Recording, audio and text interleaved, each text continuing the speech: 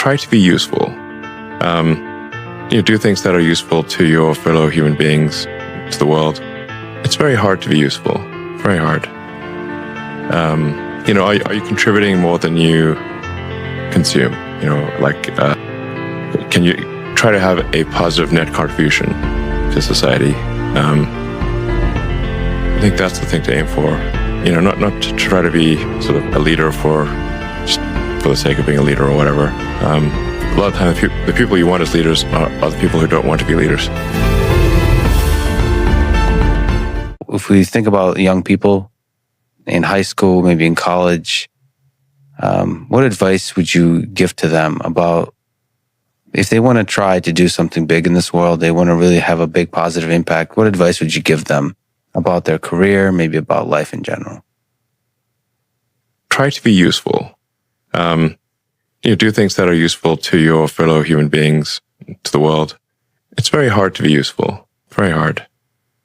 Are you contributing more than you consume? Can you try to have a positive net contribution to society? I think that's the thing to aim for. Not to try to be sort of a leader for the sake of being a leader or whatever. A lot of time, the people you want as leaders are the people who don't want to be leaders. If you can live a useful life, that is a good life, a life worth having lived. And like I said, I would encourage people to use the mental tools of physics and apply them broadly in life. They are the best tools. Try to ingest as much information as you can, and try to also just develop a good general knowledge. So you at least have like a rough lay of the land of the knowledge landscape.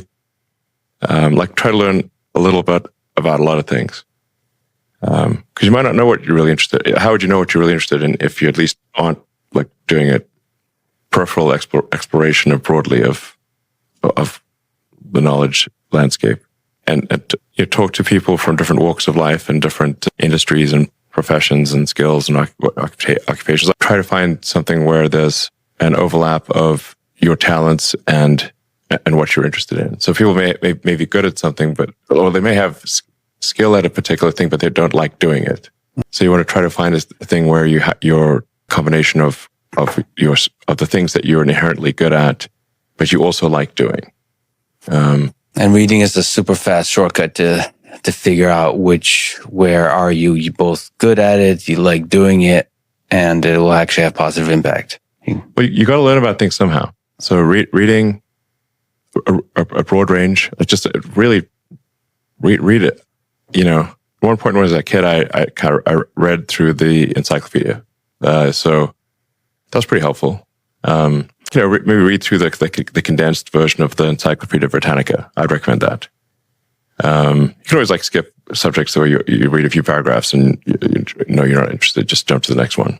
But I put a lot of stock and certainly have a lot of respect for someone who puts in an honest day's work to do useful things, and just generally to have not a zero sum mindset. Have more of a grow the pie mindset.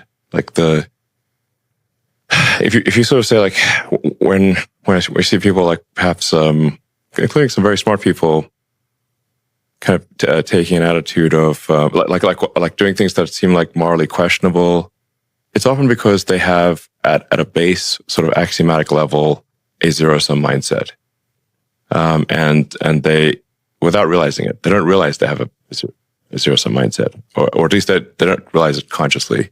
And so if you have a zero sum mindset, then the only way to get ahead is by taking things from others. If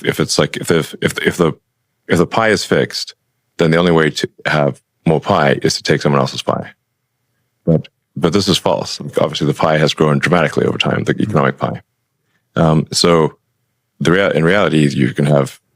So you really want to make sure you're not operating without realizing it from a zero sum mindset, where the only way to get ahead is to take things from others. Then that's going to result in you trying to take things from others, which is not good. It's much better to work on adding to the economic pie. Maybe 小红书